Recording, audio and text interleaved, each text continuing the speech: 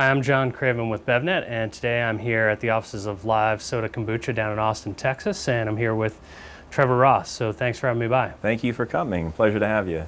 So let's start out, quick introduction to Live Soda Kombucha. Of course, you know, the key differentiator being the soda part, right? Sure that we're soda, kind of. We're kombucha that's soda. Yeah, so what we do here is we make organic raw kombucha, and then we take kind of our special blend of extracts, spices, and flavors and make it taste like soda. So we like to think we're bringing soda back to its roots of what it originally was kind of the medicinal elixir that kind of morphed into something that wasn't so healthy. We're bringing it back. Bringing it back. There you go. Making soda healthy. I like that. So you guys have been at it for a little while. I think, how many years has it been? We're going about 2 years 2 now. years. So you guys have, you know, done a rebrand, tweaked the flavors. What's going on with the product lineup? Yeah, so we did a pretty significant rebrand, which you can see here. I think, you know, it kind of brings back to what we were talking about, the old school soda feel and look to it. And then we also have played around with our flavors a little bit to where we brought the sweetness level down a little bit so that it tastes more authentic and not so sweet, but we still want to play up the fact that it does taste like soda, but it's not, it's a kombucha. And that being said, are the consumers that you're pulling in for this brand, are they people who are leaving soda? Are they kombucha drinkers? Like, what's the sweet spot for it? Yeah, so I think we're kind of, we like to think that we pull both, but a lot of people are defecting from soda. They're trying to find healthier alternatives because everyone knows that drinking that much sugar at one time is really not that great for you, but they still want that kind of carbonated, fizzy, sweet beverage. So we're pulling those people, but we're also pulling some traditional kombucha drinkers too. But we do like to think of ourselves as the gateway kombucha. We want people who want to try kombucha or are a little bit afraid and want something a little more approachable so they can drink their favorite soda flavors and get the benefits of kombucha that everyone's hearing so much about. And we've talked a little bit about, you know, comparisons to craft beer, and, you know, I guess you guys have your sort of secret sauce back there. Sure. Being sort of a gateway brand, I mean, in craft beer, the gateway craft beers are where there's tremendous amount of volume. I mean, is that certainly what you're hoping for? That's the goal for us. The ultimate goal for me is to help as many people as possible.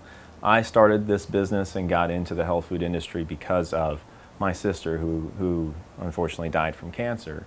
And I want to bring as many products to as many people to actually help and benefit their health from our products. And that's the intent, is to just spread the good word and help as many people as possible with our products.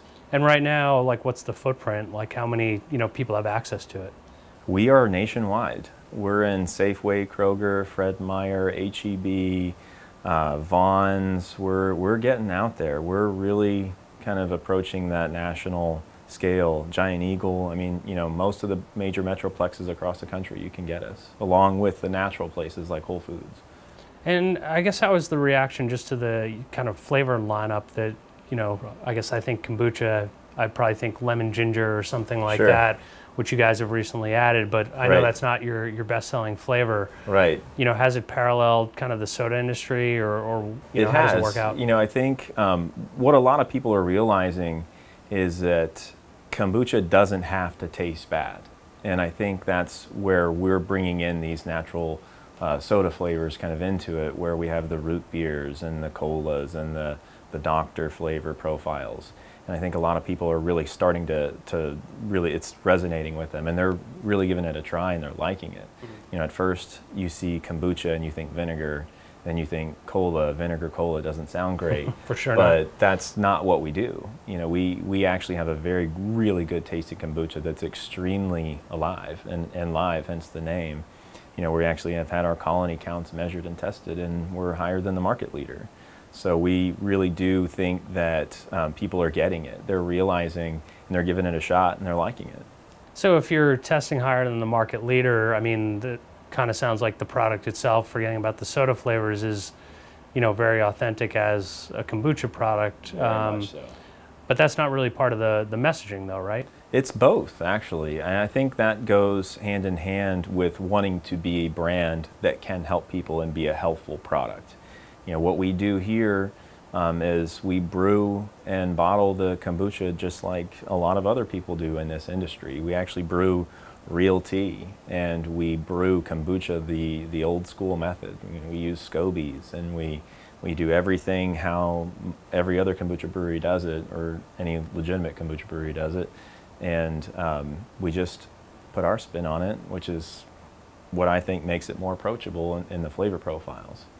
So let's talk a little bit about the kombucha category as a whole. I mean, has it changed a lot in the 2 years that you've been in it? Oh, it's changed massively. You know, there is one big giant market leader, and I think the industry as a whole is actually, it's going through a shift and it's changing, and I think there's things out there that are kind of helping that, like Kombucha Brewers International, which Hannah Crum is heading up. I think that's doing a really great thing for our industry with getting all of us together.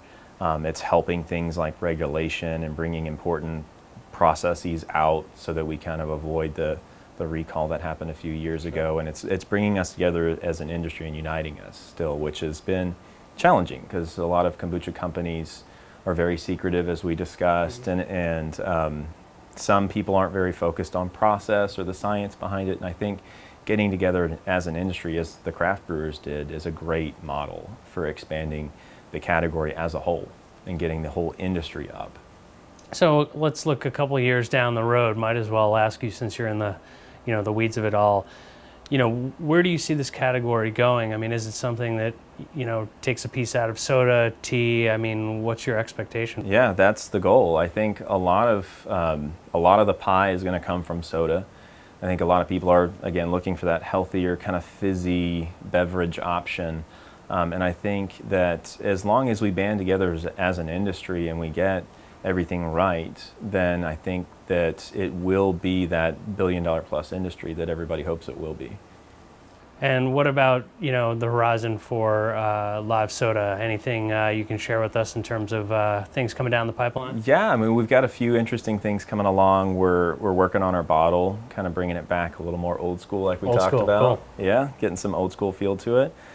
We've got some very interesting customers we're about to launch. Unfortunately, I can't disclose right now, but in a few months, we've got some very exciting news coming up, and I'll leave the teaser at that. Cool. Awesome. Well, thanks for your time, Trevor. Yeah, my pleasure. Fun to Thank you for coming. Thanks. Yeah.